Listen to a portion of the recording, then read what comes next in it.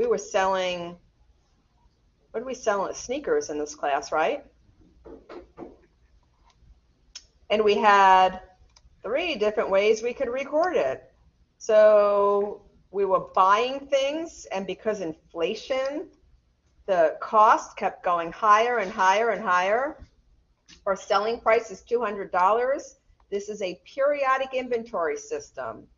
So we can look at the whole year and then say, well, how many did we sell? Because if it's not there, then the assumption is that we sold it. So we sold 1 pair of sneakers for oh, we sold 12? Did I say 12? No, we sold 1. Bless you.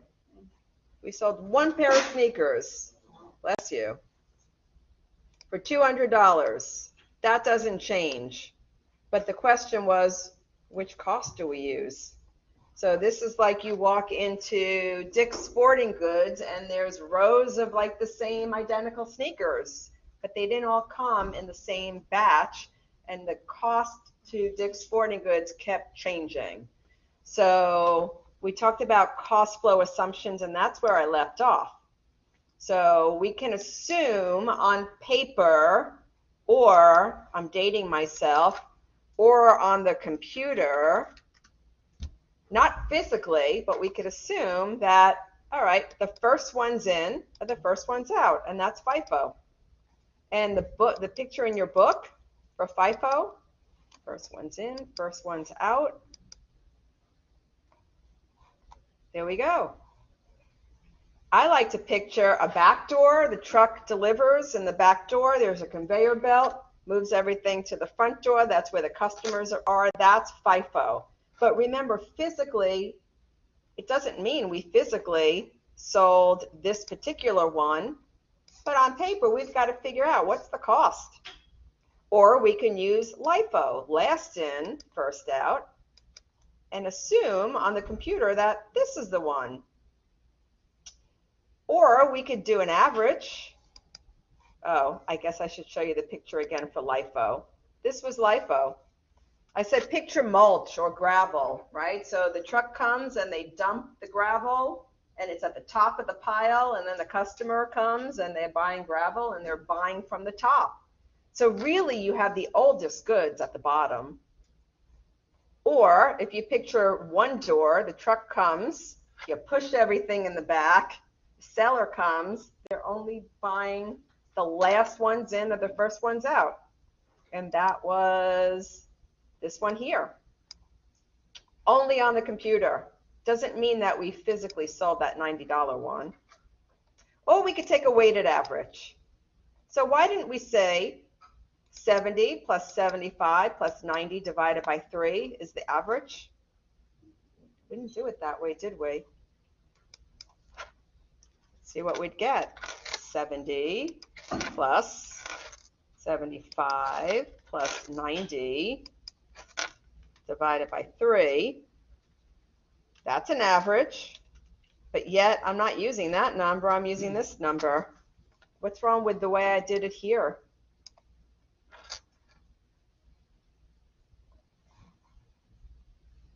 And by the way, 1, 2, 3, 4, 5, 6 of you, you're welcome to answer as well. Whoops. There we are.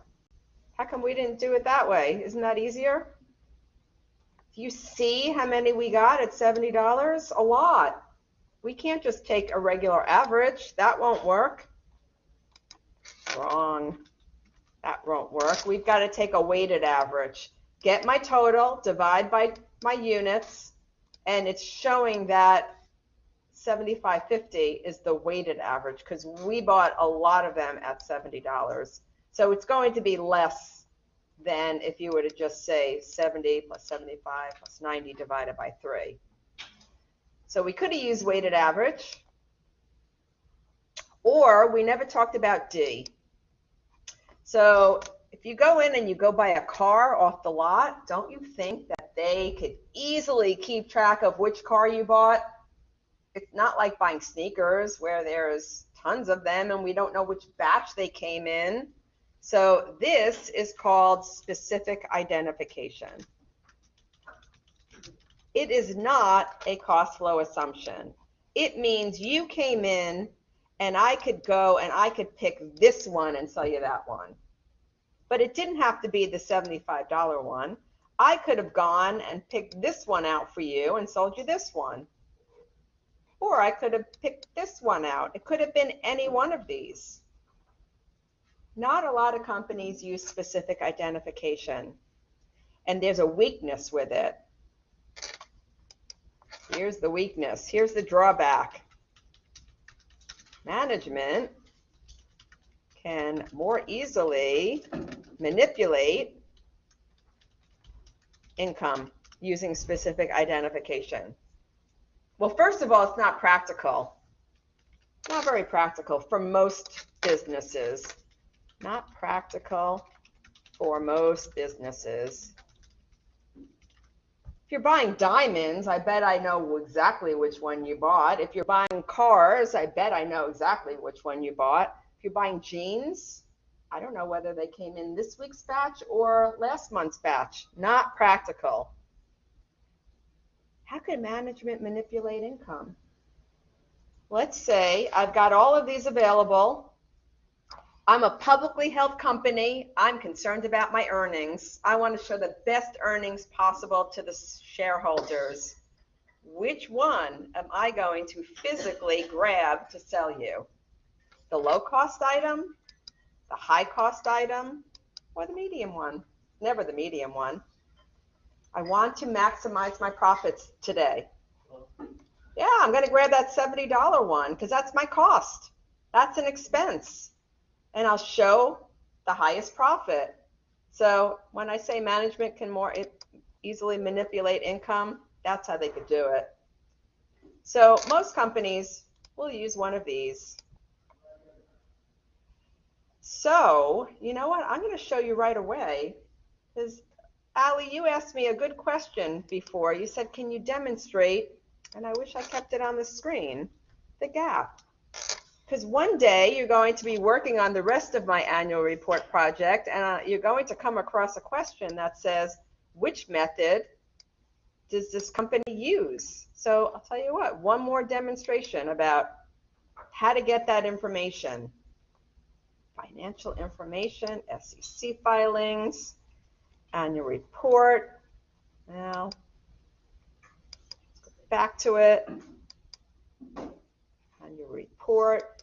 So financial statements. There's not a lot of pages of financial statements, right? You've got so much information and they can't possibly put it all in just these financial statements. On their balance sheet, they show, and this is in millions. So this is $3 billion worth of inventory because there's 6 zeros after it. Tons of inventory. On their statement of operations, that's an income statement. There's their cost of goods sold that we've talked about. There's their gross profit. There are their operating expenses. We talked about all of this. I'm going to ask you one day, which inventory method do they use? And you're not going to find that in the financial statements. And if you go and you find financial statements from a source other than the annual report, like the Wall Street Journal, you won't be able to find my answer. So where will you find the answer to that and some other questions? If you go in, if you pass the financial statements, check it out. Right behind the financial statements, notes. Notes, and they're pages and pages and pages long. In fact, much of this annual report is the notes. And if you're a real savvy investor, most people don't know to look beyond the financial statements. I once went to, I don't know if you know, you wouldn't remember it probably because it was before your time, but ask your parent, anyone here from the Northeast? Ask your parents if they remember the Crazy Eddie commercials. Crazy Eddie was an electronics store in the Northeast. And Crazy Eddie, he would make these commercials, and he was like insane in the commercials. I should, tell you what, just for fun, I haven't done this in class, but would I find Crazy Eddie on YouTube? I don't know, because I want to show you how crazy this man was. Crazy Eddie commercial, I know it came up, 1978. Yeah, this was Crazy Eddie. Get a color TV or a Sony Betamax or a TV video game. Get it now, because Crazy Eddie can't be beat. With prices so low, he's practically giving it all away. Shop around, get the best prices you can find, then go to Crazy Eddie, and Crazy Eddie will beat him. Remember, Crazy Eddie guarantees you the largest selection, professionally staffed service centers, and the guaranteed lowest prices.